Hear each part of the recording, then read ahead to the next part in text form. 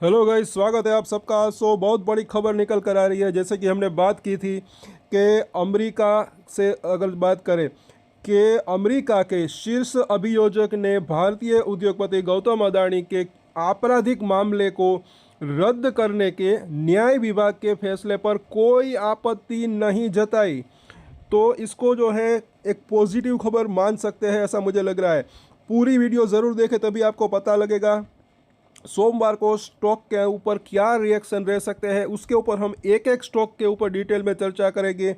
कुछ शेयर जो है ग्रीन में बंद आए आधे, और आधे रेड में, तो लेवल्स जो है वो बदल सकते हैं। तो उसके ऊपर हम डिटेल में चर्चा करेंगे, एक एक शेयर के ऊपर, डिलीवरी वॉल्यूम, और साथ साथ जो है क्वार्टर 1 के रिजल्ट कुछ के जो है ऑलरेडी अगले हफ्ते आने लगेंगे।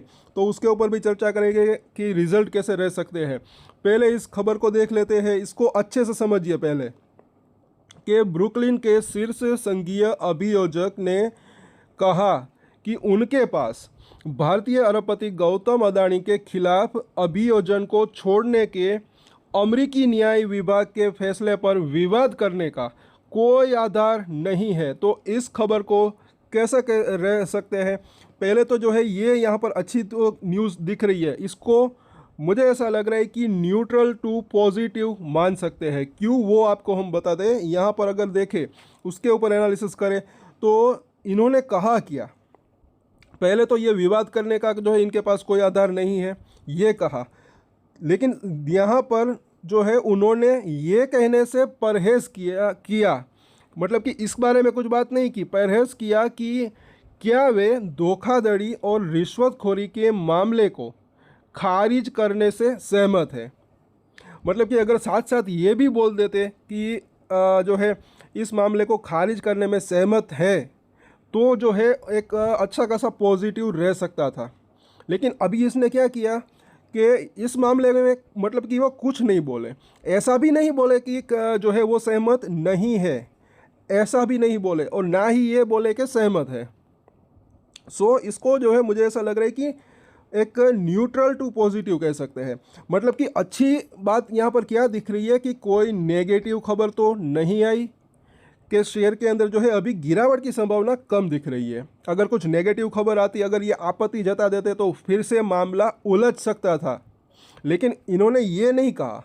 अभी फिलहाल ये जो है उस मामले के ऊपर अगर बात करें, तो ये जो खारिज करने वाला जो बात है उसके ऊपर उन्होंने परहेज़ किया, कुछ बोले नहीं। अगर नेगेटिव मतलब कि नेगेटिव तो नहीं, बल्कि अगर वो आपत्ति जता देते, तो जो है वापस से वो मामला उलझ सकता था। लेकिन उसके बारे में उसने कुछ नहीं बोला अब तक। हो सकता है कि वो आगे इन फ्यूचर बोले, लेकिन अब तक वो जो है कुछ नहीं बोला। लेकिन एक बात क्या अच्छी दिख रही है कि उन्होंने विवाद का जो है कोई आधार भी नहीं दिया, जो प्रूफ मांगा था कोर्ट ने। अभी हम वो भी देख लेते हैं।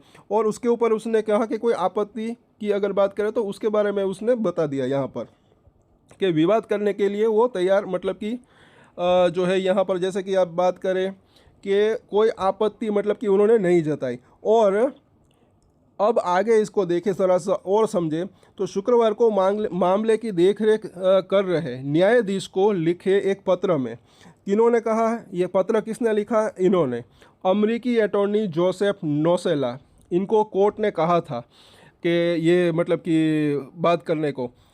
तो इन्होंने पत्र लिख दिया है कि नोसेला जूनियर ने कहा कि वे मामले को रद्द करने के पीछे निर्णयकर्ता नहीं थे। मतलब कि ये उनका निर्णय नहीं था, वो उनके मतलब कि ये नहीं था, निर्णयकर्ता वो नहीं थे।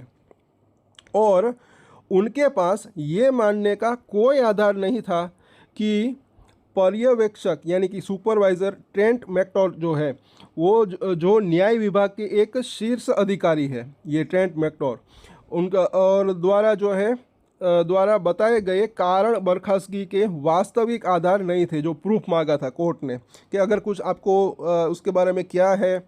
और यहाँ पर जैसे कि देखें लास्ट में कि अमेरिकी जिला न्यायाधीश निकोलस गोरोफिस ने नौसेला से ये स्पष्ट करने को कहा था कि क्या वह अदानी मामले को छोड़ने के लिए मैकटोर के कारणों से सहमत है या असहमत है। ये जो है इसको मतलब कि कहने को कहा था। और अगर कुछ है सहमति या असहमति, तो क्या इसका कोई अन्य आधार या फिर मतलब कि प्रूफ है या नहीं उनके पास। तो आधार जो है कोई नहीं है, वो उन्होंने बता दिया।